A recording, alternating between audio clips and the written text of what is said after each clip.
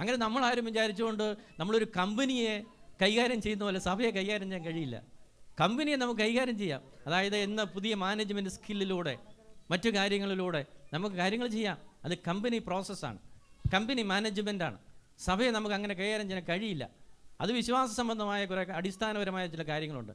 ആ വിശ്വാസം ഇല്ലെങ്കിൽ നമ്മൾ ഈ പറയുന്ന ഇതിനെല്ലാം നമ്മൾ കമ്പനിയായിട്ട് ചുരുക്കരുത്. ഇത് വിശ്വാസ സമൂഹമാണ്. ആ വിശ്വാസ സമൂഹത്തിൻ്റേതായ ചില കാര്യങ്ങളുണ്ട്. അതിനെ നമ്മൾ മുറുകെ പിടിച്ചില്ലാത്തോളം കാലം ഇത് നമ്മൾ കമ്പനിയെ കൈകാര്യം ചെയ്യുന്നത് പോലെ ഇതിനെ കൈകാര്യം ചെയ്തു പോകും. അങ്ങനെ ചെയ്യാൻ കഴിയില്ല. ഇത് സഭയാണ്, വിശ്വാസത്തിൻ്റെ ബലമുണ്ട്. ഇല്ലെങ്കിൽ ഇത് നമുക്ക് മുന്നോട്ടാൻ കഴിയില്ല. അപ്പോൾ അങ്ങനെ നമ്മളിതിനെ കാണും. വിശ്വാസത്തിൻ്റെ തലങ്ങൾ കൊണ്ട് സമുദായത്തെ നമ്മൾ വ്യാഖ്യാനിക്കാനും കഴിയുന്ന തലത്തിലേക്ക് നമ്മൾ ഉയരുന്നില്ല, പറ്റത്തില്ല. അപ്പോൾ നമുക്ക് ഇന്ന് തന്നെ നമുക്ക് ജ്ഞാനായ പോർട്ടലുണ്ട്. ജ്ഞാനായ പോർട്ടൽ എന്ന് പറയുന്നത് ജ്ഞാനായക്കാരുടെ വിവരശേഖരണത്തിനുള്ള സംവിധാനങ്ങൾ നമ്മൾ ചെയ്തതാണ്. നമ്മളെല്ലാ ഇടവകളിലുണ്ട്. അത് അപ്ഡേറ്റ് ചെയ്തിട്ടില്ല. അതായത് ഇനിയും കുറച്ച് ഡേറ്റാസും കൂടെ വരാനുണ്ട്. നമ്മുടെ ഓരോ പള്ളിയിലും പറഞ്ഞിട്ടുണ്ട്, നിങ്ങൾ വിദേശത്തും സ്വദേശത്തുള്ള ആളുകളുടെ ഡേറ്റ എൻട്രി ചെയ്യണമെന്നും അതിൻ്റെ പാസ്വേഡ് കൊടുത്തിട്ടുണ്ട്. നിങ്ങൾക്കെല്ലാം കഴിഞ്ഞ പ്രാവശ്യം ഞാനിവിടെ അമേരിക്ക വന്നപ്പോൾ തന്നതാണ്. എൻ്റെ ഓരോ പാസ്വേഡ് നല്ല നിങ്ങൾ പള്ളി പറഞ്ഞ് രജിസ്റ്റർ ചെയ്യണമെന്ന് പറഞ്ഞു. എത്ര പേര് ചെയ്തു?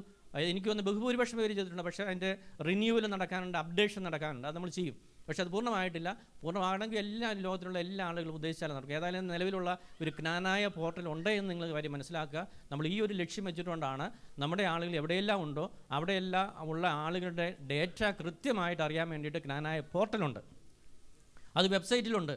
അതൊരു ഇടവകയിലുണ്ട്. ഇടവകയിലെ വിശദമായിട്ടുള്ള വിവരങ്ങൾ അമേരിക്കയിൽ ആരൊക്കെ ഉണ്ട്, ഇംഗ്ലണ്ടിൽ ഏത് ഭാഗത്ത് അവരൊക്കെ ഉണ്ട് എന്നറിയാൻ കഴിയുന്ന വിധത്തിൽ നമ്മൾ ഡിസൈൻ ചെയ്ത് സോഫ്റ്റ്വെയർ ഉണ്ടാക്കി നമ്മളത് അപ്ഡേഷൻ പൂർണ്ണമായിട്ടില്ലെന്ന് മാത്രമേ ഉള്ളൂ, നമ്മൾ തുടങ്ങിയിട്ടുണ്ട്.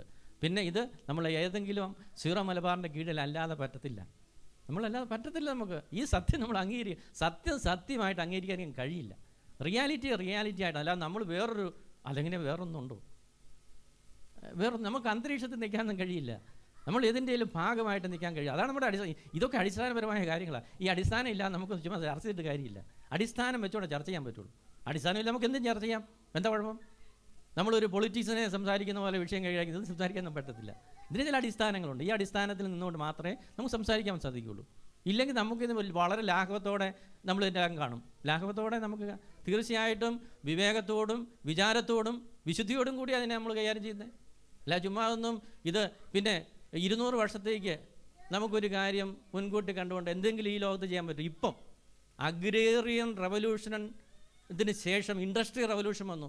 അഗ്രേറിയൻ റവല്യൂഷൻ്റെ കാലത്ത് ഒരു 50 വർഷത്തെ മുൻകൂട്ടി കണ്ടുകൊണ്ട് നമുക്കൊരു തീരുമാനം എടുക്കുക, അത് ഇന്നതാണ് നടക്കുമെന്ന് നമുക്ക് പറയാൻ കഴിയുമായിരുന്നു. ഇൻഡസ്ട്രിയൽ റവല്യൂഷൻ വന്നതോടുകൂടി വളരെ ഫാസ്റ്റാണ്. 5 വർഷത്തേക്ക് ഇന്ന് നടക്കുമെന്ന് നമുക്കെന്താ ഉറപ്പ്? നിങ്ങൾക്ക് പറയാൻ പറ്റുമോ?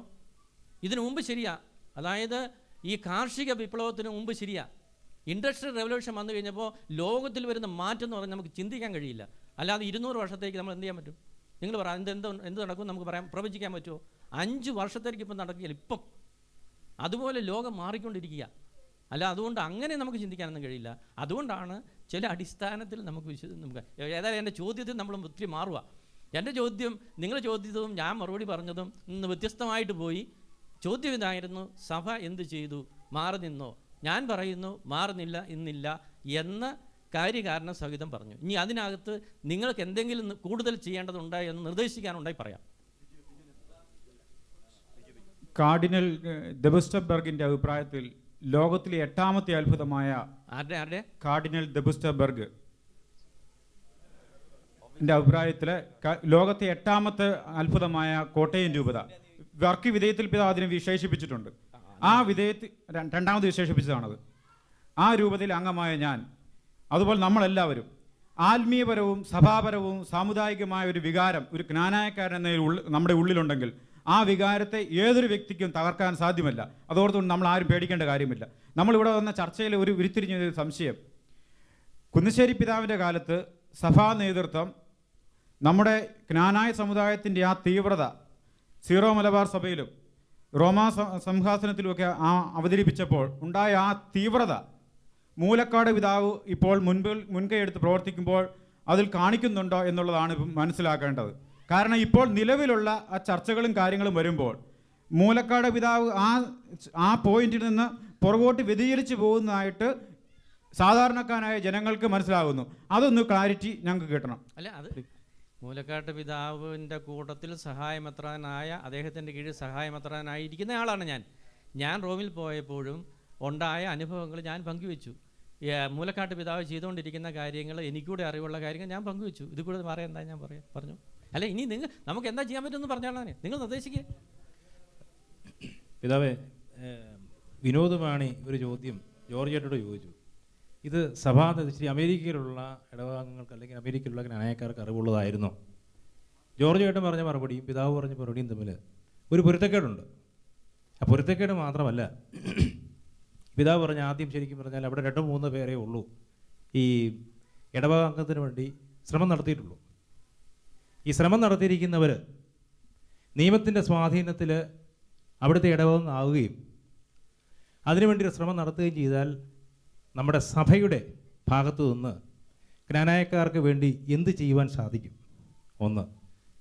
രണ്ടാമത്തെ കാര്യം, ഇവർ നിയമത്തിൻ്റെ സ്വാധീനത്തിൽ ഇടവാംഗമായി അവിടെ മക്കളെ ചേർത്തു. ഒരു തലമുറയോ 2 തലമുറയ്ക്കോ ശേഷം അവരുടെ ഇടവകയായ അമേരിക്കയിലെ ഇടവകയിൽ നിന്നും ഒരു ദേശകുറിയുമായി നമ്മുടെ നാട്ടിൽ വന്നൊരു വിവാഹാലോചന നടത്തി കഴിഞ്ഞാൽ നമുക്ക് എങ്ങനെ ക്ലാരിറ്റി കിട്ടും ഇവർ ജ്ഞാനായക്കാരാണോ അല്ലയോ?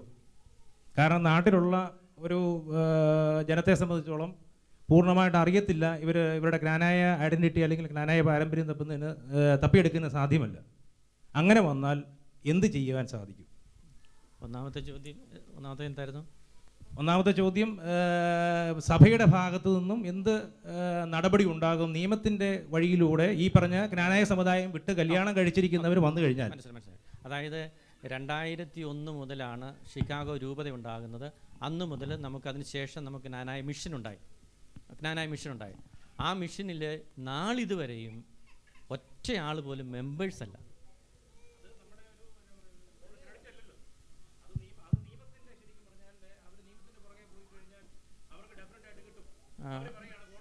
അവർ പോയില്ലല്ലോ. പോട്ടെ അല്ല, നമ്മൾ പോട്ടെന്നേ, അവർ പോട്ടെ, അല്ല പൊക്കോട്ടെന്നേ, അവർ പോക്കും. ലോ ഓഫ് ദി ലാൻഡ് വ്യത്യാസമുണ്ട് കേട്ടോ. ലോ ഓഫ് ദി ലാൻഡും അമേരിക്കൻ നിയമത്തേക്കാൾ ഇനി അമേരിക്കയിലെ പല കേസിലും എക്ലേസിയാസ്റ്റിക്കൽ നിയമത്തെ അനുസരിക്കുന്നവരാണ്, അതിന് കീഴിലാണ്. അപ്പോൾ റോമിൽ അതാണ് നമ്മൾ പറയുന്നത്. റോമിൽ നിന്ന് നമ്മൾ അനുകൂലമായിട്ടൊരു തീരുമാനം വന്നാൽ ഇതിനെല്ലാം പരിഹാരമാവുന്ന 1. 2, ഇത്രയും വർഷമായിട്ട് ഇത് 1-2 വർഷം അല്ലല്ലോ, 2001 കഴിഞ്ഞിട്ട് ഇപ്പം 2013 ഇതുവരെ ഒരാൾക്ക് പോലും മെമ്പർഷിപ്പ് കൊടുത്തിട്ടില്ല എന്നുള്ളതാണ് സത്യം.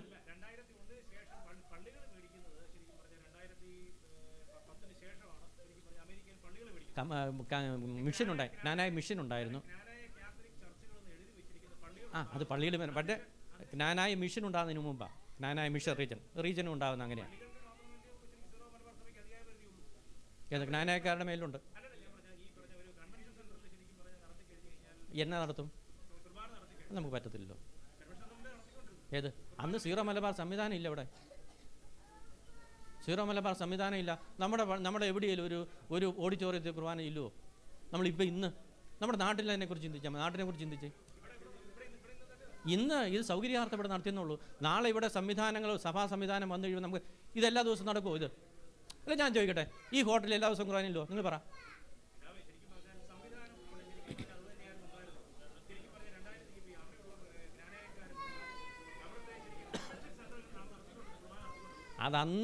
അന്നത്തെ സംവിധാനത്തിൽ നമ്മൾ അതെ ഉണ്ട് ഞാൻ പറഞ്ഞല്ലോ, അന്തരീക്ഷത്തിൽ നമുക്ക് ജീവിക്കാൻ കഴിയില്ല. അന്തരീക്ഷത്തിൽ നിൽക്കാൻ കഴിയില്ല.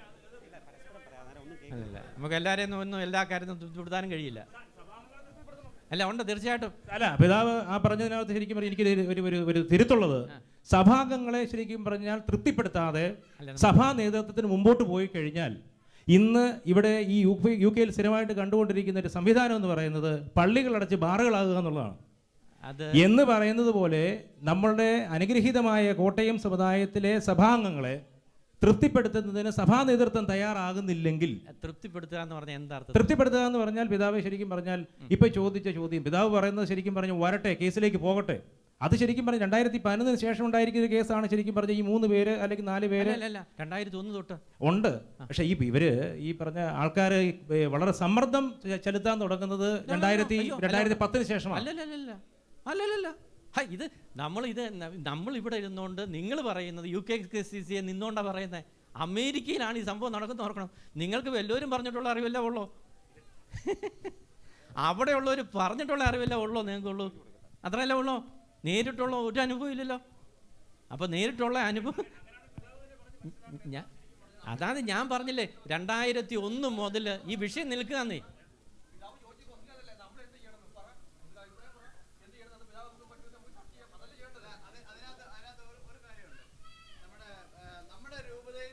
അംഗമല്ലാത്ത അച്ഛൻ്റെ പേര് ഓർമ്മയുണ്ടായിരുന്നു. കോതമംഗലം രൂപതയുടെ ഏപ്രിൽ 1-ാം തീയതി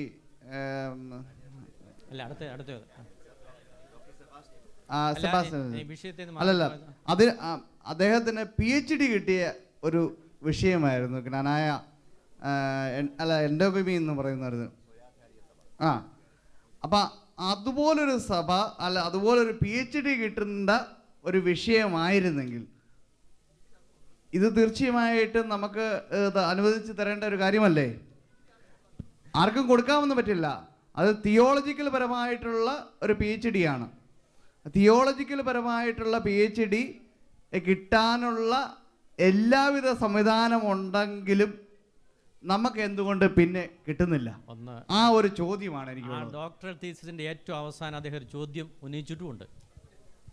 ആ ഡോക്ടറൽ തീസിസിന്റെ അവസാനം ഇതിനുള്ള സംശയങ്ങൾ നിലനിൽക്കുന്നുണ്ടെന്നും എന്ന് അദ്ദേഹത്തിൻ്റെ ഡോക്ടറൽ തീസിസ് മുഴുവൻ വായിച്ചു നോക്കണം. പിന്നെ എന്ന് വിചാരിച്ച് നമ്മൾ അതിനായിട്ട് ശ്രമിക്കരുതെന്ന് ഇല്ല. അല്ല, തീർച്ചയായിട്ടും നമ്മൾ പരിശ്രമിക്കുന്ന കാര്യം ഞാനിത് പറഞ്ഞു. ഇത് കൂടുതൽ ഞങ്ങളെ സംബന്ധിച്ചിടത്തോളം ഇതേ രീതിയിലല്ലാതെ വേറെ എന്ത് രീതിയിൽ ചെയ്യാൻ പറ്റുമെന്ന് പറ. അതിനെക്കുറിച്ച് നിങ്ങൾ എന്തുകൊണ്ട് പറയുന്നില്ല? ഇവിടെ പിതാവ് ഇവിടെ നമ്മളിങ്ങനെ പരസ്പരം പറഞ്ഞ് എനിക്കാണെങ്കിൽ ക്ഷമിക്കാൻ പറ്റുന്നില്ല. കാരണം നമ്മളെപ്പോഴും അവരെ കീഴിൽ നിൽക്കണം, നമ്മൾ ഒരു വട്ടത്തിൽ കിടന്ന് നമ്മൾ കറങ്ങുകയാണ് എന്ന് പറഞ്ഞ് യാതൊരു അർത്ഥവുമില്ല. അങ്ങനെയാണെങ്കിൽ നമുക്ക് അവരോട് പോകാൻ നമുക്ക് കുഴപ്പമില്ല. അല്ല, നീ എന്നാ ചെയ്യാൻ സൊല്യൂഷൻ പറഞ്ഞു? ഒന്നും ചെയ്യണ്ട എന്ന് പറഞ്ഞാൽ അല്ലല്ല അല്ല, ഞാൻ ഈ സഖിയിട്ട് പറഞ്ഞാണ് നിങ്ങൾ പിതാക്കന്മാർക്കൊന്നും ചെയ്യാൻ നിങ്ങൾക്ക് പറ്റുന്നില്ലല്ലോ. ഇല്ലല്ല, ഞാൻ പറഞ്ഞു അല്ല, ഞങ്ങൾ ചെയ്യുന്ന കാര്യങ്ങൾ ഞാൻ പറഞ്ഞു കഴിഞ്ഞു, ചെയ്ത് പറഞ്ഞു. പക്ഷെ അങ്ങനെയാണ് ഒരു കാര്യം ചെയ്യും, നമുക്ക് അവര് കൊടുത്ത് ഒരുമിച്ച് നമുക്ക് ഈ സീറോമർവാന്റെ കൊടുത്ത് നമുക്ക് ഒരുമിച്ച് ഒന്നായിട്ട് പോകാം. നമുക്ക് സീറോമർവാന്റെ കൂട്ടത്തിലാണ് നിൽക്കുന്നത്. ഓക്കെ, മതി, അത് മതി. ഇല്ല, കാനേക്കര വേണ്ട നമുക്ക് ഇവിടെ, കാനേക്കര വേണ്ട നമുക്ക് ഇവിടെ, കാനേക്കര വേണ്ട നമുക്ക് ഇവിടെ. നിങ്ങൾ വേണ്ടെന്നുള്ള തീരുമാനത്തിൽ അല്ല, ഞാൻ പറഞ്ഞു ചോദിച്ചാൽ ഇവിടെ പിതാക്കന്മാര് പറയുന്നത് ഒന്നും ചെയ്യാൻ പറ്റുന്നില്ല. നമ്മൾ പിന്നെ ഞാൻ പറഞ്ഞു, നമ്മൾ അവസാനം ചെയ്ത കാര്യം എന്താണെന്ന് പറഞ്ഞു, അതിന് മുൻപ് ചെയ്ത് എന്താണെന്ന് പറഞ്ഞു. ഇനി നമുക്ക് കൂടുതൽ എന്താ ചെയ്യാനുണ്ടെന്നാ ഞാൻ ചോദിച്ചിരിക്കുന്നത്. ഒന്നും ചെയ്യണ്ടെന്ന് അല്ല, ഞാൻ പറഞ്ഞ തെറ്റാണെങ്കിൽ ക്ഷമിക്കണം. ഒന്നും ചെയ്യണ്ട, നമുക്ക് അവരെ കൊടുത്ത് ഒരുമിച്ച് കൈ കോർത്ത് പോകാം. നമുക്ക് ഏതായാലും അത് തീർച്ചയായിട്ടും കൈ കോർത്ത് തന്നെ പോകും. അതായത് അത് മതി, നമുക്ക് കൈ കോർത്ത് ഒന്നിച്ച് പോകാം. നമുക്ക് ഗ്രാനായ സമുദായത്തിന്റെ നിലനിൽപ്പിന് വേണ്ടി സഭാപരമായിട്ട് പിതാക്കന്മാരും മൂലക്കാട്ട് പിതാവ് കുന്നശ്ശേരി പിതാവ് എന്താണ് ചെയ്തതെന്ന് ഞാൻ പറഞ്ഞു കഴിഞ്ഞു. ഇനി ഇത് കൂടുതൽ എന്താ ചെയ്യണം നിങ്ങൾ പറഞ്ഞാൽ ഷാനി. ഇല്ല, നമ്മൾ ശ്രദ്ധിക്കുക. ചോദിച്ചവർക്ക് മറ്റുള്ളവർക്ക് കൂടെ ചാൻസ് കൊടുക്കുക. ചോദിച്ചവർ ശ്രദ്ധിക്കുക, മറ്റുള്ളവർക്ക് കൂടെ ചാൻസ് കൊടുക്കണം.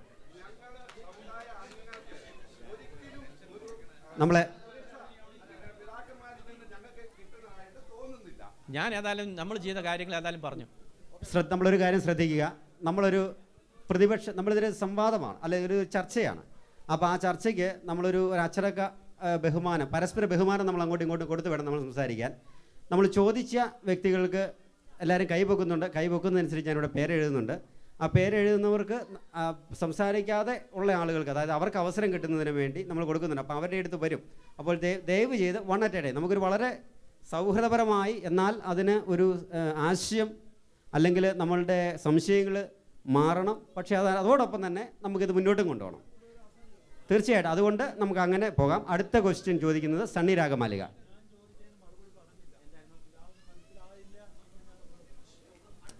സണ്ണി രാഗമാലിക പ്ലീസ്. പിതാവേ, നമുക്ക് ഒരു ടെൻഷൻ കുറയ്ക്കാൻ വേണ്ടിയിട്ട് എൻ്റെ ഒരു ചെറിയ ക്വസ്റ്റ്യൻ.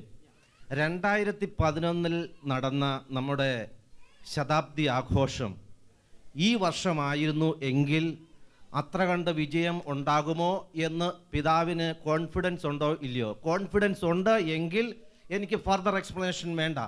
കോൺഫിഡൻസ് ഇല്ല എങ്കിൽ ഈ 2 വർഷം കൊണ്ട് സമുദായ അംഗങ്ങളെ ഒരു അട്ടർ കൺഫ്യൂഷനിലാക്കിയതിൻ്റെ ഉത്തരവാദിത്വം 2 പിതാക്കന്മാർക്കും അല്ലേ? അത്രയേ ഉള്ളൂ. 2000 ജൂബിലി ശതാബ്ദി മാറ്റാൻ പറ്റിയല്ലോ. അപ്പോൾ അതുകൊണ്ട് അതിനുള്ള പ്രസക്തി ഇല്ല. ശതാബ്ദി വർഷം എന്ന് പറയുന്നത് 100 ആയിരുന്നു എങ്കിൽ അല്ല, അങ്ങനെ എനിക്ക് അല്ലല്ല, ഇന്നായിരുന്നുവെങ്കിൽ അങ്ങനെ ഞാൻ ചിന്തിക്കില്ല. കാരണം എനിക്ക് കണക്ക് കൂട്ടാൻ അറിയാം 100 വർഷം എന്നുള്ളത്. സംഗതി ശരി. 13-ലായിരുന്നുവെങ്കിലോ? ഇല്ല, ഞാൻ ചിന്തിക്കുന്നില്ല അങ്ങനെ. കാരണം ശതാബ്ദി കഴിഞ്ഞു പോയി. അല്ല, ഞാൻ ചിന്തിക്കുന്ന കാര്യമില്ല. ഇന്ന് സമുദായ അംഗങ്ങളെ ആ രീതിയിൽ ഒരുമിച്ച് നിർത്താൻ ഈ 2 പിതാക്കന്മാർക്കും ഇന്ന് സാധിക്കുമോ ഇല്ലയോ? എനിക്ക് സാധിക്കും. എനിക്കൊരു കുഴപ്പമില്ല. എന്നാ എനിക്ക് എക്സ്പ്ലനേഷൻ വേണ്ട. അടുത്ത ക്വസ്റ്റ്യൻ അബ്രാഹാം നെടുവന്തറ. ഈ വിഷയമാണോ? ഈ വിഷയം ഓക്കെ. അപ്പം പിതാവ് ഇതുമായിട്ട് ബന്ധപ്പെടുന്ന ഒരു കാര്യം, ഈ 10-ാം പീസ് മാർപ്പാപ്പ നമുക്കായിട്ട് കാനായ സമുദായത്തിനായിട്ട് ഈ തന്നിട്ടുള്ള അവകാശം, ഈ എൻഡോഗമി എക്കാലത്തേക്കും അല്ലേ? അപ്പോൾ അങ്ങനെ ഒരു അവകാശം നമുക്ക് എക്കാലത്തേക്കും കിട്ടിയിരിക്കുന്നത് കൊണ്ട് എന്തുകൊണ്ട് ഈ റിസ്ക്രിപ്റ്റിനെതിരായിട്ട് വളരെ വളരെ തീവ്രമായിട്ട് നമ്മൾക്ക് ശ്രമിച്ചുകൂടാ? അത് ഓക്കെ, ഇതുവരെ ശ്രമിച്ചിട്ടില്ല എന്ന് ഞാൻ പറയുന്നില്ല. പക്ഷേ നമുക്ക് ആ ഒരു ഈ റിസ്ക്രിപ്റ്റിൻ്റെ നിലനിൽപ്പ് തന്നെ അത് സത്യത്തിൽ അത് വളരെ വീക്കായി ആണ് എന്നുള്ളതാണ് ഇപ്പം കനായക്കാർ. കാരണം ആ ബ്യൂള വായിച്ചു കഴിഞ്ഞാൽ ഇതിൻ്റെ എക്കാലവും നിലനിൽക്കുന്ന ഒരു അവകാശമാണ് 10-ാം പീസ് മാർപ്പാപ്പ നമുക്ക് തന്നിട്ടുള്ളത് എന്നാണ് ഞാൻ വിശ്വസിക്കുന്നത്.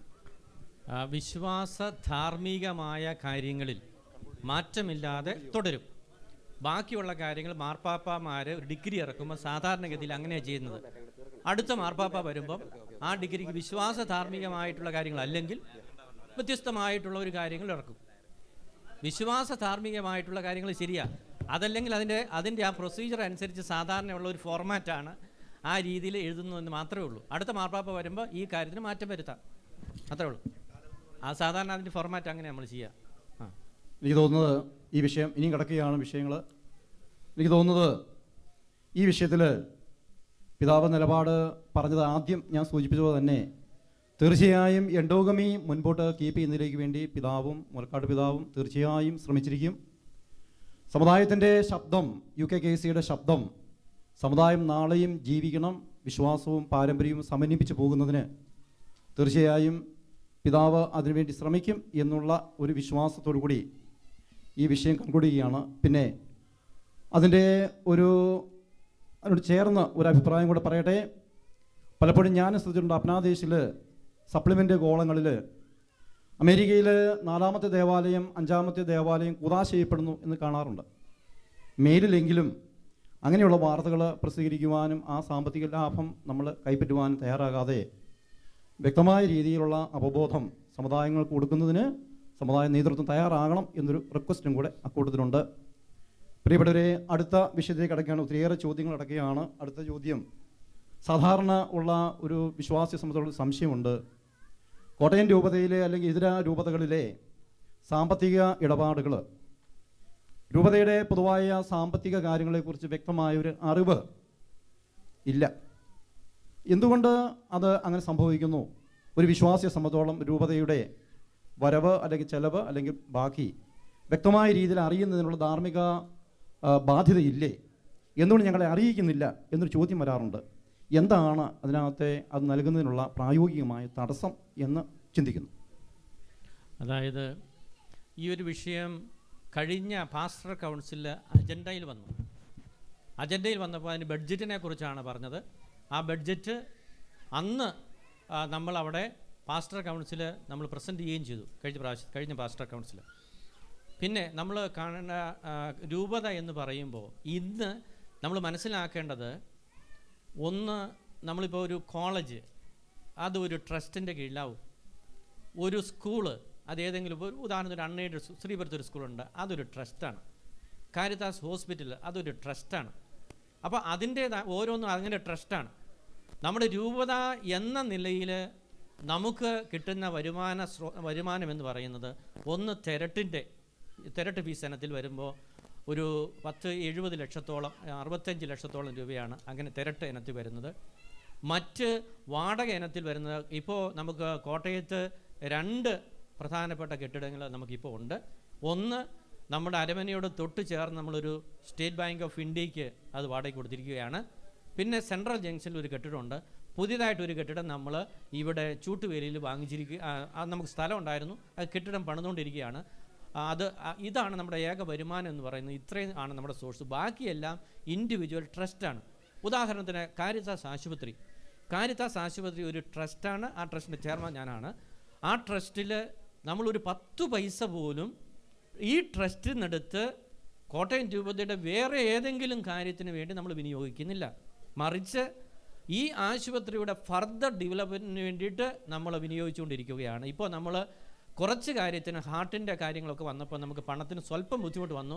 ഒരു 1.40 ഏക്കർ സ്ഥലത്തോളം നമുക്ക് ഈ നമ്മുടെ സ്ഥലത്തോട് ചേർത്ത് നമുക്ക് വാങ്ങിക്കേണ്ടതായിട്ട് വന്നുകൊണ്ട് ഒരു 3-4 കോടി രൂപ നമ്മളിത് ലോണായിട്ട് എടുത്തിട്ടുണ്ട്. കാരണം അത് നമുക്ക് താമസിയാതെ നമുക്കത് വീട്ടാനായിട്ട് കഴിയുമെന്ന് ചിന്തിച്ചുകൊണ്ടാണ്. അപ്പോൾ അതൊക്കെ ഓരോന്ന് ഇപ്പോൾ കോളേജാണെങ്കിൽ ഇപ്പോൾ രാജപുരത്ത് നമുക്ക് കോളേജുണ്ട്, BCM കോളേജുണ്ട്, ഉഴവ് കോളേജുണ്ട്. ഈ കോളേജുകളിലൊക്കെ അവിടെ എന്തൊക്കെ ഉണ്ടോ ആ കോളേജിൻ്റെ ഫർദർ ഡെവലപ്മെൻറ്റിന് വേണ്ടിയിട്ട് നമ്മൾ വിനിയോഗിച്ചുകൊണ്ടിരിക്കുകയാണ്. ഇപ്പം ഉഴവ് കോളേജിൻ്റെ ജൂബിലി വർഷമാണ്. ജൂബിലി വർഷത്തിൽ ടീച്ചറിനറിയാം അവിടെ അവരെടുത്തിരിക്കുന്ന എസ്റ്റിമേറ്റ് എന്ന് പറഞ്ഞാൽ പുതിയ കെട്ടിടം ഏതാണ്ട് 2 കോടി രൂപയുടെ കെട്ടിടത്തിൻ്റെ അവർ പ്ലാൻ എടുത്തിരിക്കുകയാണ്. ജൂബിലി ആഘോഷങ്ങൾ നടത്തണം, കെട്ടിടം പണിയണം. അതിൻ്റെ മെയിൻ്റനൻസിന് തന്നെ കണക്കാക്കിയിരിക്കുന്ന 1 കോടി രൂപ വേണമെന്നാണ് മെയിൻ്റനൻസിന് മാത്രം. ബാക്കി പുതിയ കെട്ടിടത്തിന് 2 കോടി വേറെ, ആഘോഷങ്ങൾ വേറെ. അപ്പോൾ ഇങ്ങനെയാണ് നമ്മൾ ഇതിനൊക്കെ നമുക്ക് ഈ മറ്റു വിധത്തിലൂടെ പണം കണ്ടെത്തേണ്ടതായിട്ടുണ്ട്. ഏതായാലും നിങ്ങൾ ചോദിച്ചുകൊണ്ട് പറയുകയാണ്, കഴിഞ്ഞ പാസ്റ്റർ കൗൺസിലിൽ ഈ കാര്യങ്ങൾ നമ്മളവിടെ പാസ്റ്റർ കൗൺസിൽ, അപ്പോൾ എല്ലായിടത്തും പോയി നമുക്ക് അവതരിപ്പിക്കാൻ പറ്റില്ല, ഔദ്യോഗിക ബോഡിയിൽ മാത്രമേ നമ്മൾ ചെയ്യാൻ പറ്റുള്ളൂ. അത് നമ്മൾ ചെയ്യുന്നു. ഈ പ്രാവശ്യം നമ്മളവിടെ ഈ പാസ്റ്റർ കൗൺസിലിൽ നമ്മൾ വെച്ചിട്ടുണ്ട്. ആ സംശയം തീർന്നു കരുതുന്നു. അടുത്തൊരു ചോദ്യം. നമുക്ക് തന്നെ അറിയാം, ഏതാണ്ട് 63 രാജ്യങ്ങളിലേക്ക് നമ്മുടെ ജനം കുടിയേറി കഴിഞ്ഞു. നമ്മുടെ സമുദായത്തെപ്പറ്റി പാരൻസ് പഠിച്ചിട്ടുള്ളത് കൊണ്ട് നമുക്കറിയാം നമ്മൾ കൂടുന്നു. പക്ഷേ വരും തലമുറയെ കോട്ടയം രൂപതയുമായി കോർത്തിണക്കുന്നതിന് ഏറ്റവും എളുപ്പകരമായ സുതാര്യമായ മാർഗം എന്ന് പറയുന്നത് അപ്നാദേശിൻ്റെ ഒരു ഇംഗ്ലീഷ് പതിപ്പ് തുടങ്ങുക എന്നതാണ്. കാരണം മലയാളം അന്യം വന്നു നിൽക്കുന്ന നമ്മുടെ കുടുംബങ്ങളിലെ കുഞ്ഞുങ്ങൾക്ക് മലയാള ഭാഷയ്ക്ക് വ്യക്തത വരുന്നില്ല. അപ്പോൾ അതുകൊണ്ട് അപ്നാദേശ് എന്ന് പറയുന്ന ആ മീഡിയ എങ്കിലും ഒരു ഇംഗ്ലീഷ് പതിപ്പിലേക്ക് ആക്കിയെടുക്കുന്നതിന് രൂപതയുടെ നേതൃത്വത്തിന് എത്രയും വേഗം അതിനുള്ള തയ്യാറെടുപ്പ് ചെയ്യണം എന്ന് റിക്വസ്റ്റ് പല ഭാഗത്തുനിന്നും പറയാറുണ്ട്. അത് ഞാൻ ഇവിടെ പിതാവിൻ്റെ സാന്നിധ്യത്തിൽ പറയുകയാണ്. നമുക്ക് അപരാദേശ് ഒരു ഫോർട്ട്നൈറ്റ്ലി പ്രിൻ്റഡ് ആയിട്ട് പോസ്റ്റ് ചെയ്ത എല്ലാ സ്ഥലത്തേക്ക് അയക്കുന്ന ഒന്നുണ്ട്. ഓൺലൈനുണ്ട്. രൂപത വെബ്സൈറ്റ് www.kottayamard.org. ഇതാണ് അപരാദേശിൽ ഒരു പേജ് ഇംഗ്ലീഷാണ്. പക്ഷേ ഈ പറയുന്നത് പോലെ വിദേശത്തുള്ള ആളുകളുടെ ആ സ്റ്റാൻഡേർഡിലാണോ എന്നെനിക്കറിയില്ല. അതുകൊണ്ട് നിങ്ങൾ നിർദ്ദേശിക്കേണ്ട കാര്യം, ഇപ്പം ഏതായാലും അപരാദേശ് ഓൺലൈനിൽ ഇപ്പോൾ വന്നുകൊണ്ടിരിക്കുന്നത് കൂടുതൽ പ്രാദേശികമായിട്ടുള്ള ഗ്ലോബലായിട്ടുള്ള വാർത്തകളാണ് ഈ ഓൺലൈനിലൂടെ വന്നുകൊണ്ടിരിക്കുന്നത്. ഇനി നിങ്ങൾ ചെയ്യേണ്ടത് ഇത്രയേ ഉള്ളൂ, പ്രാക്ടിക്കലായിട്ട് ഇപ്പം നിലവിൽ നമുക്ക് അപരാദേശുണ്ട്. ഈ അപരാദേശിനെ നമ്മുടെ കുട്ടികൾക്ക് വേണ്ടി നിങ്ങൾ നിർദ്ദേശിക്കുന്ന കാര്യങ്ങളാണ് പറയേണ്ടത്. ഇപ്പം നമുക്കൊരു പേജുണ്ട്. ഇനി അതല്ല അതിൻ്റെ രീതി എങ്ങനെയാണ് മാറ്റേണ്ടതെന്ന് നിങ്ങൾ കുറേ നിർദ്ദേശങ്ങൾ പറയുക. ഓൺലൈൻ നമുക്ക് എങ്ങനെ ചെയ്യാൻ പറ്റുമെന്ന് എനിക്കറിയില്ല. അതോ അതിൻ്റെ തന്നെ വേറൊരു എഡിഷൻ ഈ പേപ്പർ എന്ന പേരിൽ കുട്ടികളത് നോക്കുമോ എനിക്കറിയില്ല. ഈ നെറ്റിൽ വഴി വന്ന പിള്ളേർ നോക്കുമോ, നമ്മുടെ പിള്ളേർ നോക്കുമോ എനിക്കറിയില്ല. അത് നിങ്ങളാണ് പറയേണ്ടത്. അല്ലെങ്കിൽ നിങ്ങൾ അതിനുള്ള ഉറപ്പ് തന്നെ നമ്മുടെ പിള്ളേർ നോക്കുന്നു എന്ന്.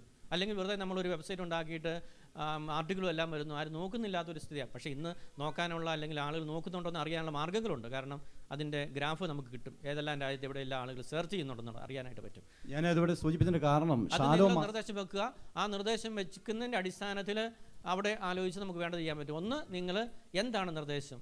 ഒന്ന്, നിങ്ങൾ ജനറലായിട്ട് പറഞ്ഞു നമ്മുടെ കുട്ടികൾ വായിക്കത്തക്ക രീതിയിൽ ഇംഗ്ലീഷിൻ്റെ അപരാധേശം റിട്ടേൺ ആയിട്ടുള്ള അപരാധേശിലാണോ എന്ന് പറഞ്ഞാൽ പോസ്റ്റ് ചെയ്യുന്ന അപരാധേശിലാണോ വേണമെന്നാണോ ഉദ്ദേശിച്ചത്? അപ്പം നിലവിൽ നമുക്ക് ഇത്രയും പേജുകളുണ്ട്, ഇനി അഡീഷണൽ ആയിട്ട് പേജ് അല്ലെങ്കിൽ നിലവിലുള്ള പേജിൻ്റെ എണ്ണം കുറയ്ക്കണം, അല്ല ഉള്ളതിൽ വേണം കുറയ്ക്കണം. നമ്മുടെ കുട്ടികൾ വായിക്കുമോ അതിന് നിങ്ങളാണ് പറയേണ്ടത്. എനിക്കറിയില്ല, ചുമ്മാ പ്രിൻ്റ് ചെയ്ത് വിട്ടേച്ച് അവസാനം വായിക്കുക. നമ്മുടെ കുട്ടികൾ വായിക്കുന്നോ അല്ലെങ്കിൽ അതിൻ്റെ ഞാനത് പറഞ്ഞ കാരണം ശാലോ മാസിക തന്നെ അത് ഇംഗ്ലീഷ് പതിപ്പിലേക്ക് ആക്കാനുള്ള സജ്ജീകരണം അവർ തുടങ്ങിക്കഴിഞ്ഞു. അപ്പോൾ കാലികമായ മാറ്റം ഒന്നിലോ ഓൺലൈൻ വഴിയാണെങ്കിലും അതല്ലെങ്കിൽ പ്രിൻ്റ് ചെയ്ത പേപ്പർ വഴിയാണെങ്കിലും കുറച്ചും കൂടെ നമ്മുടെ കുഞ്ഞുങ്ങളെ, പുതിയ തലമുറയെ കാരണം നമുക്ക് ഒഫീഷ്യലായിട്ട് ചൂണ്ടിക്കാണിക്കാൻ പറ്റുന്നത് കോട്ടയം അതിരൂപതയെ മാത്രമേ ഉള്ളൂ. അപ്പോൾ അതുമായിട്ടുള്ള ഒരു ബന്ധം നമ്മുടെ പുതിയ തലമുറയ്ക്ക് കൊടുക്കണം. ഇതിനെ സംബന്ധിച്ച നിർദ്ദേശം ഞാൻ പുതിയ ചീഫ് എഡിറ്ററുമായിട്ട് സംസാരിച്ചിരുന്നു. അപ്പോൾ അതവിടെ ചർച്ച ചെയ്യാം എന്ന് പറഞ്ഞു. എങ്കിലും അതിനെപ്പറ്റി ഞാൻ പിതാവിൻ്റെയും കൂടെ ശ്രദ്ധയ്ക്ക് വേണ്ടി ഇവിടെ മാത്രമല്ല, അവിടെ ഇംഗ്ലണ്ട് മാത്രമല്ല അമേരിക്കയിൽ തീർച്ചയായിട്ടും കുറച്ചുകൂടി, അതായത് കുറച്ചുകൂടി കോൺക്രീറ്റ് ആയിട്ട് പ്രാക്ടിക്കലായിട്ട് ഇനി അപ്പോൾ എനിക്കൊന്ന് യുവജനങ്ങളോടുകൂടി ഒന്ന് സംസാരിക്കണം. കെസിവിലെ പിള്ളേരുണ്ടല്ലോ, അപ്പോൾ അവരോട് സംസാരിച്ച് അവരും കൂടെ കുറേ നിർദ്ദേശം സ്വീകരിച്ചാൽ, അല്ലെങ്കിൽ അവരാണത് വായിക്കേണ്ടത്. അപ്പോൾ വായിക്കുന്ന കുട്ടികളോട് ചോദിക്കണം ഏതെല്ലാം രീതിയിലാണ് അത് അവതരിപ്പിക്കേണ്ടത് എന്ന് അവരുടെ കൂടി നിർദ്ദേശം വെച്ച് നിങ്ങൾ മെയിൽ ചെയ്താൽ മതി. അപ്പോൾ അതനുസരിച്ച് അവിടെ നമ്മൾ കമ്മിറ്റി ചെയ്യാവുന്ന, ഇതൊരു ബുദ്ധിമുട്ടുള്ള കാര്യമല്ല കേട്ടോ. വീണ്ടും അല്ല, അവരാലോചിച്ചിട്ട് ചെയ്തു. KCVന്റെ പ്രസിഡന്റും മറ്റു ബന്ധപ്പെട്ടവരും അതിനെപ്പറ്റി ആലോചിച്ച് നിങ്ങൾ UK-KCA നിങ്ങൾ കൺവെൻഷൻ അല്ല ഇതിന് സെൻട്രൽ കമ്മിറ്റി കൂടുമ്പോൾ ആലോചിച്ചിട്ട് നിർദ്ദേശം വെച്ചു. അതുപോലെ തന്നെ KCVയിലുകാർക്ക് നിർദ്ദേശം വെക്കാം, അമേരിക്കയിൽ അവർക്ക് നിർദ്ദേശം വെക്കാം. നമുക്ക് ചെയ്യാവുന്ന കാര്യമുള്ളൂ, ഇതിന് ഒരു ബുദ്ധിമുട്ടുമില്ല കേട്ടോ, ഇത് ചെയ്യാവുന്ന കാര്യമുള്ളൂ. Thank you. അടുത്ത ക്വസ്റ്റിന് സമയക്കുറവുകൊണ്ടാണ്. മെഡിക്കൽ കോളേജിനെ സംബന്ധിച്ചോളം അഭിപ്രായവും വിഭിന്ന അഭിപ്രായവുമുണ്ട്. ഇത് പ്രായോഗികമായി എത്രത്തോളം എത്തിക്കും? 210 കോടി രൂപയുടെ പ്രാഥമിക കോസ്റ്റ് എന്ന് പറയുന്നത് 210 കോടി രൂപയാണ്.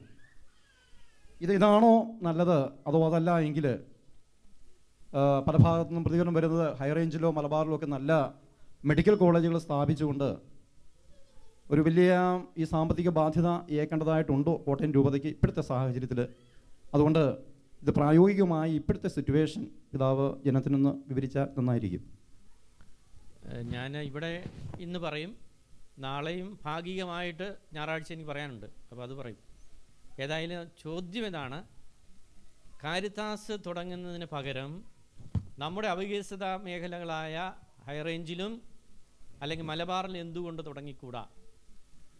അതിൻ്റെ ഞാനിതിനെക്കുറിച്ച് വളരെ വിശദമായിട്ട് തന്നെ പഠിച്ചു. ഇതിൻ്റെ കമ്മിറ്റിയിലെ ചെയർമാൻ ഞാനാണ്. അതുകൊണ്ട് എനിക്കിതിൻ്റെ അകത്ത് ഇനി ഒരു നോട്ടിൻ്റെ എനിക്ക് ആവശ്യമില്ല. അതുപോലെ ഞാൻ ഡീറ്റെയിൽ പഠിച്ചിട്ടുള്ളതാണ്. അതുകൊണ്ട് തന്നെ ഈ ചോദ്യം എനിക്കറിയത്തില്ല, വരുമെന്ന് എനിക്കറിയില്ലായിരുന്നു. അപ്പോൾ അതുകൊണ്ട് തന്നെ നമുക്ക് എന്തുകൊണ്ട് ഇപ്പം നമുക്ക് പയ്യാവൂരൊരു ഹോസ്പിറ്റലുണ്ട്, അവിടെ ഡോക്ടർമാരെ കിട്ടാനായിട്ട് ബുദ്ധിമുട്ട് നേരിട്ടുകൊണ്ടിരുന്നൊരു സന്ദർഭമാണിത്.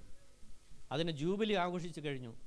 നമ്മൾ ഈ ദിവസം അവിടുന്ന് ഒരു ഡോക്ടർ പിരിഞ്ഞു പോയി. ആ ഡോക്ടർ നമ്മൾ കൊടുത്ത ശമ്പളം 1,75,000 രൂപ.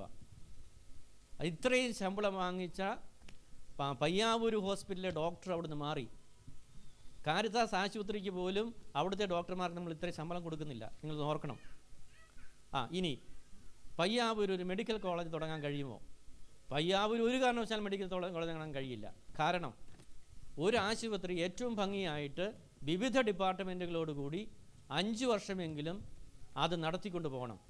20 ഏക്കർ സ്ഥലം വേണം, ഗവൺമെൻറ് NOC കിട്ടണം, അവിടുത്തെ എസൻഷ്യാലിറ്റി സർട്ടിഫിക്കറ്റ് വേണം, മെഡിക്കൽ യൂണിവേഴ്സിറ്റിയുടെ അംഗീകാരം വേണം, മെഡിക്കൽ കൗൺസിൽ ഓഫ് ഇന്ത്യയുടെ അനുവാദം വേണം. ഇത്രയും പ്രോസസ്സ് ഉണ്ടെങ്കിൽ മാത്രമേ ഒരു മെഡിക്കൽ കോളേജ് നമുക്ക് സ്റ്റാർട്ട് ചെയ്യാൻ കഴിയുള്ളൂ. അപ്പോൾ നമുക്ക് നിലവിൽ പയ്യാവൂർ അങ്ങനെയുള്ള സംവിധാനം ഇല്ല, നടക്കുകയുമില്ല. അവിടെ ഒരു ഡോക്ടറെ പോലും കിട്ടാനില്ല. ഇനി നിങ്ങളുടെ പരിചയത്തിൽ ആരെങ്കിലും ഉണ്ടെങ്കിൽ പറയുക, അവർ പറയുന്ന ശമ്പളം നമ്മൾ കൊടുക്കും, അവർ പറയുന്ന ശമ്പളം കൊടുക്കും. ആളില്ല. ഓക്കെ, അത് വേറെ വിഷയം. ഇത് പാസ്റ്റർ കൗൺസിലൊക്കെ പലരും ഉന്നയിച്ച കാര്യമാണ്. പാസ്റ്റർ കൗൺസിലൊക്കെ പലരും ഉന്നയിച്ചു. ഞാൻ അന്നേരം പറഞ്ഞു, നിങ്ങൾ അവിടെ പോട്ടെ, അതെല്ലാം പോട്ടെ, അവിടെ മെഡിക്കൽ തുടങ്ങിയതിനെക്കുറിച്ച് ചിന്തിക്കേണ്ട, അവർ ഡോക്ടറേയിൽ നിങ്ങൾ സംഘടിപ്പിച്ചതാ. അന്നേരം അവരെന്നോട് പറഞ്ഞു അത് പിതാവിന് പറ്റാത്തതാണ്, ഞങ്ങൾക്ക് വരാം. ഓക്കെ, അപ്പം പറഞ്ഞു എനിക്ക് മറുപടി കിട്ടി, ഇനി എനിക്ക് വേണ്ടെന്നും പറഞ്ഞു. ഓക്കെ, എനിവേ, അപ്പോൾ നമുക്ക് മെഡിക്കൽ കോളേജിനെ കുറിച്ച് നമ്മൾ ചിന്തിക്കാനുണ്ടായ സാഹചര്യം എന്ന് പറയുന്നത്, ഈ പുതിയതായിട്ട് ഗവൺമെൻറ്റുമായിട്ട് കേരളത്തിലെ കത്തോലിക്ക മെഡിക്കൽ കോളേജ് മാനേജ്മെൻറ്റ് അസോസിയേഷൻ ഒരു എഗ്രിമെൻറ്റ് നടത്തി 2013 12-13. അതിനു മുൻപ് വരെ വളരെ വലിയ കൺഫ്യൂഷനായിരുന്നു മെഡിക്കൽ രംഗത്തുണ്ടായിരുന്നത്. അതായത് അവിടെ കോഴ വാങ്ങുന്നു, പരീക്ഷ നടത്തുന്നു. നിങ്ങൾ അനേക സമരങ്ങളുടെ കാര്യങ്ങളെല്ലാം പത്രത്തിലൂടെ വായിച്ചു കേട്ടതാണ്. സമരങ്ങൾ, പണത്തിൻ്റെ പരിപാടികളെല്ലാം കേട്ടു. 5 മെഡിക്കൽ കോളേജിലാണ് കാത്തലിക് ക്രിസ്ത്യൻ മാനേജ്മെൻറ്റ് അസോസിയേഷൻ ഉള്ളത്. 2 പുഷ്പഗിരി 2, ഒന്ന് MBBS, ഒന്ന് ഡെൻ്റൽ കോളേജ്, അങ്ങനെ 2 മെഡിക്കൽ കോളേജ്. തൃശ്ശൂർ 2, ഒന്ന് CME-കാരുടെ ഒരു കോളേജ്, മറ്റൊന്ന് തൃശ്ശൂർ അതിരൂപതയുടെ വേറൊരു കോളേജ്. അപ്പം 2 4. കോലഞ്ചേരിയിൽ ഓർത്തഡോക്സുകാരുടെ ഒരു കോളേജ്. അങ്ങനെ 5 ക്രിസ്ത്യൻ മെഡിക്കൽ കോളേജസാണ് കേരളത്തിലുള്ളത്. അപ്പോൾ ഈ മെഡിക്കൽ കോളേജ് വേണമെന്നുണ്ടെങ്കിൽ 5 വർഷം ഉണ്ടാവണം, 20 ഏക്കർ സ്ഥലം വേണം, ഗവൺമെൻറ്റിൻ്റെ NOC കിട്ടണം. നമ്മൾ ഇങ്ങനെ ഈ ഗവൺമെൻറ്റുമായിട്ടുള്ള ഒരു ധാരണ ഈ 5 മെഡിക്കൽ കോളേജുകൾ നടത്തി കഴിഞ്ഞപ്പോൾ പിതാവ് ഉടനെ ചിന്തിച്ചത് ഇങ്ങനെയാണ്: 38 പേർക്ക്, ജ്ഞാനായക്കാരായിട്ടുള്ള 38 പേർക്ക് നമ്മളൊരു മെഡിക്കൽ കോളേജ് തുടങ്ങിയാൽ അഡ്മിഷൻ കിട്ടും, provided commissioner for entrance examination നടത്തുന്ന പരീക്ഷയിൽ മിനിമം പാസ് 50% മാർക്ക് കിട്ടിയാൽ മതി. പക്ഷേ ഉദാഹരണത്തിന് നിങ്ങളൊരു പക്ഷേ ചിന്തിച്ചാൽ മറ്റ് മെഡിക്കൽ കോളേജിൽ കിട്ടുമോ പറ? മറ്റ് മെഡിക്കൽ കോളേജൊക്കെ ഉണ്ടല്ലോ, പിന്നെ എന്തിനാണ് നമ്മൾ തുടങ്ങുന്നത് വേണം ചിന്തിക്കാം. അവിടെ പോകണമെന്നുണ്ടെങ്കിൽ ഒന്നുകിൽ എവിടെ വരണം, നമ്മൾ മെരിറ്റ് വരണം. ഇവിടെ കമ്മ്യൂണിറ്റി മെരിറ്റ് മതി. കമ്മ്യൂണിറ്റി മെരിറ്റിൽ വന്നാൽ 38 ജ്ഞാനായക്കാർ ഓരോ വർഷവും നമ്മുടെ കുട്ടികൾ എലിജിബിൾ ആണെങ്കിൽ MBBS-ന് പഠിച്ച് പാസ്സായിട്ട് വരും. ഇനി അതെങ്ങനെയാണ്? ഒരു MBBS എന്ന് പറഞ്ഞാൽ, ഒരു മെഡിക്കൽ കോളേജ് എന്ന് പറഞ്ഞാൽ 100 സീറ്റാണ്. 100 സീറ്റിലെ എഗ്രിമെൻ്റ് പ്രകാരം 50 സീറ്റ് ഗവൺമെൻറ്റിനും 50 സീറ്റ് മാനേജ്മെൻറ്റുമാണ്. മാനേജ്മെൻറ്റ് എന്ന് പറഞ്ഞാൽ കമ്മ്യൂണിറ്റിയാണ്. ഈ ഗവൺമെൻറ് ഈ കമ്മീഷൻ ഫോർ എൻട്രൻസ് എക്സാമിനേഷൻ എടുക്കുന്ന പരീക്ഷയിൽ 50% മാർക്ക് കിട്ടിയാൽ മതി.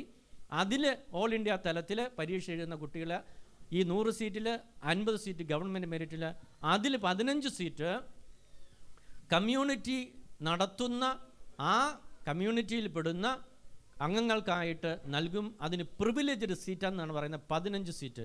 അപ്പം 50 ഗവൺമെൻറ് സീറ്റിൽ 15 ജ്ഞാനായക്കാർ കിട്ടുന്നത്. അപ്പം നമുക്ക് ആദ്യം തന്നെ എത്ര കിട്ടി? 15. അടുത്തത് 50%, 50 സീറ്റാണ്. ആ 50 സീറ്റിൽ 15 സീറ്റ് NRI കോട്ടയാണ്, ബാക്കിയുള്ളത് 35 സീറ്റാണ്.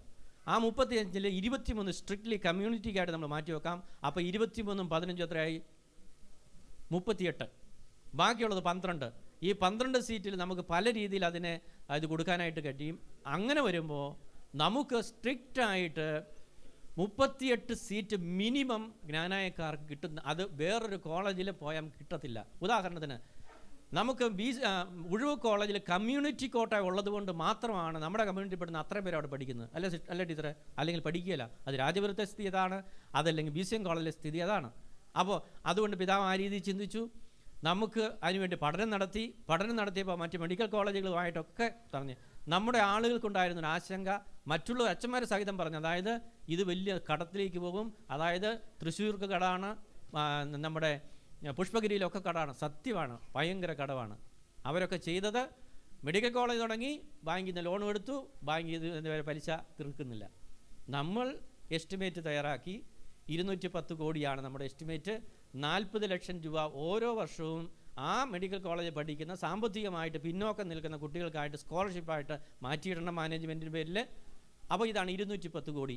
ഇനി ഈ 210 കോടി ഒന്നും ബാങ്ക് ലോൺ എടുത്തൊന്നും കോട്ടയം രൂപ നമ്മൾ ഏതായാലും മെഡിക്കൽ കോളേജ് തുടങ്ങാൻ തീരുമാനിച്ചിട്ടില്ല. ഇനി അതെങ്ങനെ പണം കണ്ടെത്താൻ നമുക്ക് പറ്റും? അതാണ് നമ്മൾ അതിനകത്ത് പാക്കേജസ് വിശദമായിട്ട് പറഞ്ഞിട്ടുണ്ട്. ഇനി അത് നിങ്ങൾക്ക് സൈറ്റിലൂടെ അത് അറിയാനായിട്ട് പറ്റും.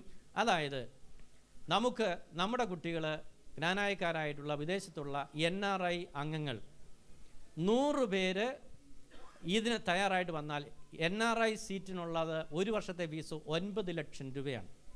5 വർഷത്തെ പഠനമാണ് 9×5 45 ലക്ഷം രൂപ. നിങ്ങളിവിടെ കാൽക്കുലേറ്റ് ചെയ്യാം, മറ്റ് മെഡിക്കൽ കോളേജിൻ്റെ കാൽക്കുലേറ്റ് ചെയ്യാം. ഏതാണ് നിങ്ങൾക്ക് കൂടുതൽ സ്വീകാര്യമെന്ന് കണ്ടെത്താനായിട്ട് കഴിയും. മെരിറ്റിൽ പഠിക്കുന്ന കുട്ടികൾക്ക് 4 ലക്ഷം രൂപയാണത്. ഗവൺമെൻറ് മെരിറ്റാണേലും മാനേജ്മെൻറ്റ് മെരിറ്റാണേലും എല്ലാവർക്കും ഒരേ ഫീസാണ്. അതായത് 4 ലക്ഷം രൂപ. 20 ലക്ഷം രൂപ. ഇനി ഇതാണ് അതിൻ്റെ ഫീസ് സ്ട്രക്ചർ. ഇനി അഡ്മിഷൻ ആരുടെയും കാല് പിടിക്കേണ്ട, എല്ലാം ഇൻ്റർസെ മെരിറ്റ്.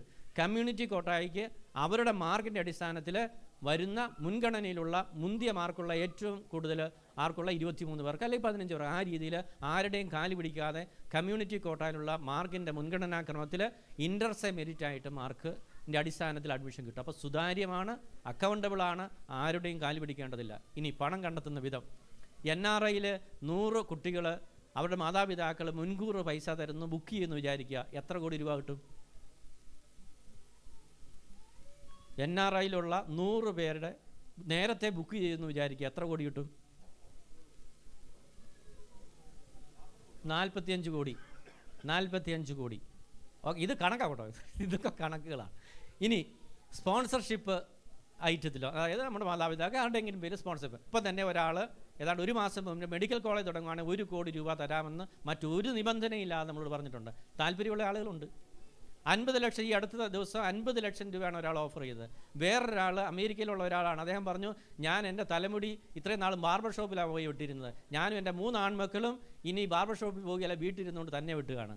എൻ്റെ വീട്ടിലെ ലോണ് ഈ ഒരു നിയോഗത്തിന് വേണ്ടി ഞങ്ങളെല്ലാവരും ഇനി തന്നെ വിട്ടുകയാണ്. ഒരു ആഴ്ചയിൽ ഇത്ര മണിക്കൂർ ഞാനും എൻ്റെ കുടുംബാംഗങ്ങളും ഈ മെഡിക്കൽ കോളേജിലെ നിയോഗത്തിന് വേണ്ടി ഞാൻ മാറ്റിവെക്കാതെ, എൻ്റെ മെയിൽ കിടപ്പുണ്ട്, ഞാനത് ഇപ്പം പബ്ലിഷ് ചെയ്യുന്നില്ല, പിന്നീട് ഒരു അവസരത്തിൽ ചെയ്യാമല്ലോ എന്നൊരു കാര്യമാണ്. അപ്പോൾ ഇങ്ങനെയൊക്കെ ആളുകൾ ചിന്തിക്കുന്ന ആളുകളുണ്ട്, ഇല്ലെന്നൊന്നും ഞാൻ പറയില്ല. അപ്പോൾ 45 കോടി അങ്ങനെ കിട്ടാനുള്ള സാധ്യതയുണ്ട്. നമ്മുടെ ആളുകൾക്ക് പൈസ ഉണ്ട്, ഇൻട്രസ്റ്റ് ഫ്രീ ലോണായിട്ട്, അതായത് പലിശ സാക്രിഫൈസ് ചെയ്യണം. മെഡിക്കൽ കോളേജിൽ ഒരു സ്ഥാപനം ഉണ്ടാകണമെന്നുണ്ടെങ്കിൽ ചില സാക്രിഫൈസ് കമ്മ്യൂണിറ്റി നടത്തണം. അങ്ങനെ കുറേയേറെ ആളുകൾ മുന്നോട്ട് വന്നാൽ നമുക്ക് കുറേയേറെ പൈസ 5 വർഷം കഴിഞ്ഞ് പൈസ തിരിച്ചു കൊടുക്കും. അപ്പം ബാങ്കിൽ നിന്ന് ലോൺ എടുത്ത് ഒരു കാരണവശാലും മെഡിക്കൽ കോളേജ് നടത്താൻ കഴിയില്ല.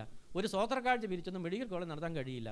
പണമുള്ള ആളുകൾ ഒരല്പം സാക്രിഫൈസ് ചെയ്ത് ഷെയർ ചെയ്യാൻ തയ്യാറായാൽ ഇത് വളരെ അത് നമ്മുടെ കമ്മ്യൂണിറ്റിക്ക് മാത്രം സാധിക്കുന്ന കാര്യമാണ്, വേറെ ആർക്കും സാധിക്കില്ല.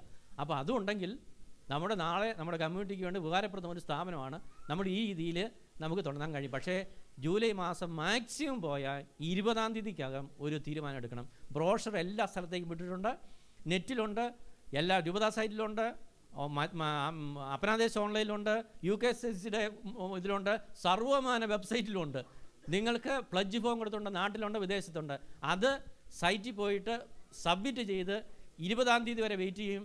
ആളുകൾ ഈ രീതിയിൽ സഹകരിക്കുന്നുണ്ടെങ്കിൽ നമ്മൾ തുടങ്ങും, അല്ലെങ്കിൽ മെഡിക്കൽ കോളേജും വേണ്ടെന്ന് വയ്ക്കും. അപ്പം ഇതാ ഒരു സംശയം വരുന്നുണ്ട് ഇവിടെ, ന്യായമായൊരു സംശയം. ഒരു 5 ലക്ഷം രൂപ വീതം മുടക്കുന്നിരിക്കട്ടെ, മോളുടെ പേരിലോ അല്ലെങ്കിൽ മോൻ്റെ പേരിലോ. ഞാൻ ചെയ്യുന്ന ചോദ്യം, ഏതെങ്കിലും രീതിയിൽ ഇത് കിട്ടുന്നില്ല എങ്കിൽ ഈ പണം എങ്ങനെ തിരിച്ചേൽപ്പിക്കുമോ? തീർച്ചയായിട്ടും പണം തരുന്നവരുമായിട്ട് ഒരു എഗ്രിമെൻറ്റ് ഏതായാലും വയ്ക്കും. NRI കോട്ടായിൽ പണം തന്നു, ഒന്നുകിൽ ആ കുട്ടി പാസ്സാകുന്നില്ല, ആ കുട്ടിക്ക് പിന്നീട് താല്പര്യമില്ല, പണം ഓട്ടോമാറ്റിക്കലി നിങ്ങൾക്ക് തിരിച്ചു തരും. അല്ലാതെ ഈ പൈസ അവിടെ വയ്ക്കാൻ അത് ഒരു കണ്ടീഷനാണല്ലോ. കുട്ടിക്ക് പഠിക്കാൻ വേണ്ട പൈസ തരുന്നത്, ആ പൈസ തീർച്ചയായിട്ടും അത് തിരിച്ച് നൽകേണ്ടത്, അല്ലാതെ ഇവിടെ നിൽക്കാൻ ഒക്കത്തില്ല. ആ മണി വേറെ ആർക്കെങ്കിലും വേണ്ടി അത് ആ രീതിയിൽ നമുക്ക് ഇപ്പം പറയാൻ പറ്റത്തില്ല. കാരണം അത് അങ്ങനെ ഒരു കച്ചവടത്തിൽ നമ്മൾ ഒരിക്കലും അങ്ങനെ ചെയ്യാൻ പറ്റത്തില്ല. കച്ചവടത്തിൽ ഇപ്പം നമ്മൾ പറഞ്ഞു കഴിഞ്ഞാൽ പിന്നെ അത് വേറെ രീതിയിലാണ് പോകുന്നത്. അതുകൊണ്ട് ഈ കുട്ടിക്ക് വേണ്ടി നമ്മൾ പൈസ തരുന്നത്, ആ കുട്ടി ഇല്ലെങ്കിൽ ആ പൈസ തിരിച്ചു തരും ഉറപ്പായിട്ട്. എന്തോ അത് പറ്റിയില്ല, 50% മാർക്ക് വേണം അതിനകത്ത് റിഡക്ഷൻ ഒന്നുമില്ല, മാർക്കിൻ്റെ റിഡക്ഷൻ ഒന്നുമില്ല കേട്ടോ, ഡിസ്കൗണ്ട് ഒന്നുമില്ല. ഇല്ല. കാരിത്താസ് മെഡിക്കൽ കോളേജുമായിട്ട് എന്തെങ്കിലും സംശയമുണ്ടോ? ഡൊണേഷനും ഇല്ലാതെയായിരുന്നു അവിടെ അഡ്മിഷൻ കൊടുത്തിരുന്നത്. അത് കഴിഞ്ഞേച്ച് നമ്മൾ donation medical college BSc nursing ഇല്ല കേട്ടോ, പൈസ മേടിക്കും. നോ BSc നഴ്സിംഗ് ഇല്ല, അത് കമ്മ്യൂണിറ്റി കോട്ടയാണ്. BSc നഴ്സിംഗ് ഇല്ല. ജനറൽ നഴ്സിംഗ് നമ്മൾ നിർത്തി. അല്ലേ, അത് ഒരു കാലം കുറച്ച് കഴിയുമ്പോഴത്തേക്ക് തുടങ്ങി കഴിഞ്ഞേച്ച് കോട്ടയം രൂപതയിലെ മക്കൾക്ക് അവിടെ പഠിക്കണമെന്നുണ്ടെങ്കിൽ നിങ്ങൾ ഡൊണേഷൻ തന്നാലേ ഉള്ളൂ എന്നുള്ളൊരു സ്ഥിതിയിലേക്ക്. കാരണം അത് നിങ്ങൾ ഒറ്റ ഉദാഹരണം ഇത്രയേ ഉള്ളൂ. കാരിത്താസ് നേഴ്സിംഗ് സ്കൂളിൽ BSc നഴ്സിംഗിന് നിങ്ങൾ പണം വാങ്ങിയിട്ടുണ്ടെന്ന് നോക്കി അന്വേഷിച്ചോ. മെഡിക്കൽ കാരിത്താസ് BSc നഴ്സിംഗിന് കമ്മ്യൂണിറ്റി കോട്ടായിലേ ഉള്ളൂ നമ്മൾ സീറ്റ് കൊടുക്കുന്നുള്ളൂ. അതിന് എനിക്കൊന്ന് 55,000 രൂപ കണ്ട അതിന് ഫീസ്, അത്രേ ഉള്ളൂ. വേറെ ഒരു 10 പൈസ ആയില്ല. പിന്നെ മെസ്സിൻ്റെ അത് ഹോസ്റ്റൽ ഫീസാണല്ലോ, വേറെ ഒന്നുമില്ല. നമ്മൾ കോട്ടയം രൂപതയ്ക്ക് പല സ്ഥലങ്ങളിലും ഇഷ്ടം പോലെ സ്ഥലങ്ങൾ വെറുതെ കിടപ്പുണ്ട്. അതൊന്ന് പറഞ്ഞു തന്നെ കേട്ടോ എവിടെയാന്നൊക്കെ. കോട്ടയം പട്ടണത്തിൽ തന്നെ വാടക മേടിച്ചുകൊണ്ടിരിക്കുന്ന കുറെ കെട്ടിടങ്ങളുണ്ട്, അതുപോലെ പല സ്ഥലങ്ങളിലും ഉണ്ട്. ഈ സ്ഥലങ്ങൾ ഇപ്പൊ സ്ഥലത്തിന് നല്ല വിലയുള്ള സമയമാണ്. കുറച്ച് സ്ഥലം വിറ്റ് കഴിഞ്ഞാൽ ഈ 210 കോടി ഉണ്ടാക്കാൻ പറ്റില്ലേ? ഇല്ല. അതിനറിയോ, നമ്മൾ ഇതൊക്കെയാണ് മെഡിക്കൽ കോളേജ് തുടങ്ങരുതെന്ന് പറയുന്ന ആളുകൾ ഉന്നയിക്കുന്ന കാര്യം. അതൊക്കെ സ്ഥലമൊക്കെ വിൽക്കാൻ പോകുന്നു, കണ്ണൂരത്തെ എസ്റ്റേറ്റ് വിൽക്കാൻ പോകുന്നു, മലബാറിൽ. ഇതൊന്നും നമ്മൾ വിൽക്കാനായിട്ട് ഉദ്ദേശിക്കുന്നില്ല. നമ്മൾ ഈ രീതിയിൽ ആളുകളൊക്കെ കോപ്പറേറ്റ് ചെയ്ത് നടത്തും, ഇല്ലെങ്കിൽ വേണ്ട നോക്കും, അത്രേ ഉള്ളൂ കാര്യമുള്ളൂ. നിങ്ങളെല്ലാം കൂടി സഹായിച്ചാൽ നടക്കാം. ഇംഗ്ലണ്ടുകാരൊക്കെ മനസ്സ് വെച്ചാൽ ഇൻട്രസ്റ്റ് ഫീൽഡിലൊക്കെ തന്നു കഴിഞ്ഞാൽ ഒരു പ്രശ്നമില്ല.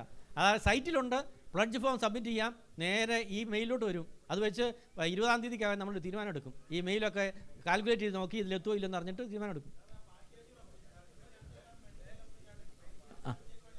നിങ്ങൾ പാക്കേജ് വേണ്ട, നിങ്ങൾ ഇൻട്രസ്റ്റ് ഫ്രീ ലോൺ തന്നാൽ മതി. ഓക്കെ, കാരിത്താസ് മെഡിക്കൽ കോളേജുമായി ബന്ധപ്പെട്ട് ആർക്കെങ്കിലും എന്തെങ്കിലും ഡൗട്ട് ഉണ്ടോ? കാരിത്താസ് മെഡിക്കൽ കോളേജുമായിട്ടുള്ള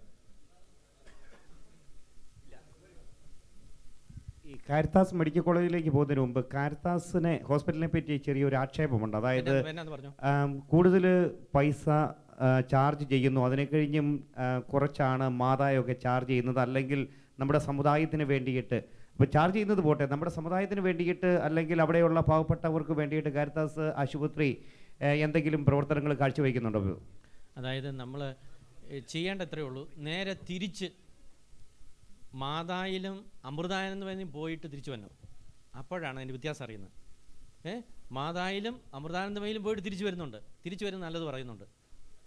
അതായത് എന്നാന്നറിയാം, നമ്മൾ ചിലപ്പം എന്തെങ്കിലും ഡോക്ടർമാരുടെ സമീപന രീതി ഉണ്ടോ, ഏതായാലും റേറ്റ് മറ്റെല്ലാ ഹോസ്പിറ്റലിലേക്ക് കഴിഞ്ഞും കുറവാണ്. നിങ്ങൾ അല്ലെങ്കിൽ അന്വേഷിച്ചാൽ മതി. അതായത് ഇപ്പോൾ ഞാൻ പറയുന്നത്, കാരണം ഞാനതിന് ചെറുമാനിരിക്കുന്നിടത്തോളം കാലം അതിന് നന്മ ഞാൻ പറയുള്ളൂ. അതുകൊണ്ട് നിങ്ങൾ താരതമ്യം ചെയ്താൽ മതി.